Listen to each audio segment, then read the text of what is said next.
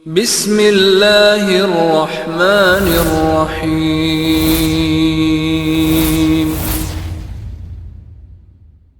Assalamualaikum warahmatullahi wabarakatuh. Alhamdulillahirabbil alamin. Assalatu wassalamu ala asrofil mursalin Muhammadin wa ala alihi wa ashabihi ajmain. Pemirsa yang berbahagia, kali ini saya berada di SMP Muhammadiyah 1 Muntilan, yang lebih dikenal dengan SMP Muhika Muhammadiyah 1 Kauman Muntilan. Alhamdulillah, sekolah ini berkembang dengan sangat bagus dan bermanfaat bagi masyarakat. Dalam surat Al-Mujadilah ayat 11, Allah berfirman, A'udzubillahi minasyaitonirrajim. Ya ayyuhalladzina amanu idza qila lakum tafassahu fil majalisi fafsahu yafsahillah wa idza qila suzu fangsuzu yarfa'illahu alladzina amanu minkum walladzina utul ilma darajat. Wahai orang-orang yang beriman, jika dikatakan kepadamu berlapang-lapanglah kamu, maka berlapanglah kamu, Allah akan melapangkan urusan. Dan jika kamu disuruh berdiri, maka berdirilah kamu. Sesungguhnya Allah akan meninggikan derajat orang-orang yang beriman dan orang-orang yang menuntut ilmu. Pemirsa yang berbahagia, Muhammadiyah mendirikan amal usaha pendidikan semuanya itu merupakan pengamalan dari surat Al-Mujadilah ayat 11 ini. Yakni untuk apa? Untuk mendidik agar orang-orang itu meraih kemuliaan hidup dengan memperteguh keimanan dan mempertajam serta memperluas wawasan serta keilmuan. Tetapi ada hal yang perlu kita cermati kalau kita baca ayat tadi secara utuh. Sebelum Allah menerangkan bahwa orang yang beriman dan berilmu itu akan ditinggikan derajatnya, sebelumnya Allah memerintahkan kepada orang-orang yang beriman supaya berlapang dada. Yang kedua, supaya yang disuruh berdiri ya berdiri. Nah, dua kalimat ini merupakan prasyarat supaya orang beriman dan berilmu itu mendapatkan kemuliaan hidup.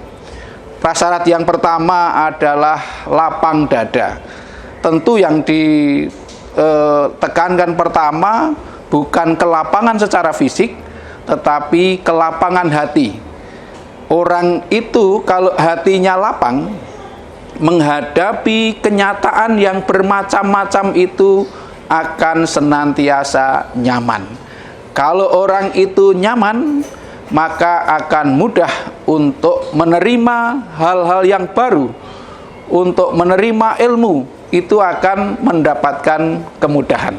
Nah, oleh karena itu termasuk di lembaga pendidikan Muhammadiyah seluruh tingkatan itu, maka seluruhnya dituntut untuk bersikap lapang dada.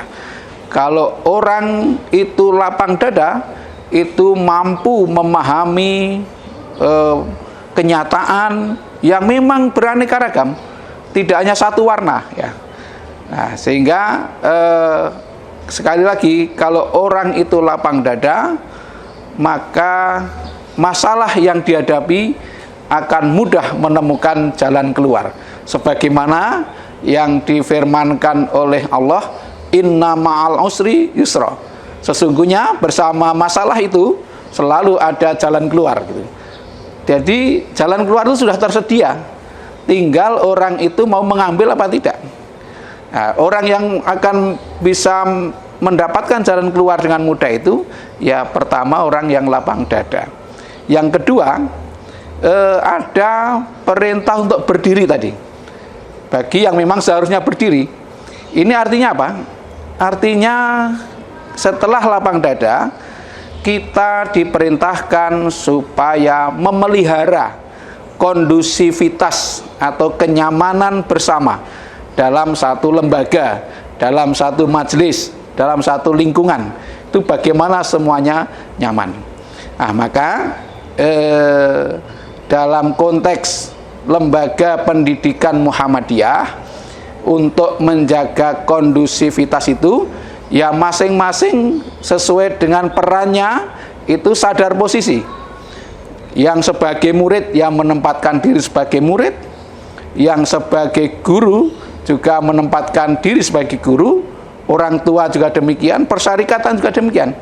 Jadi masing-masing berperan sesuai dengan perannya masing-masing ya, sesuai dengan posisinya masing-masing gitu.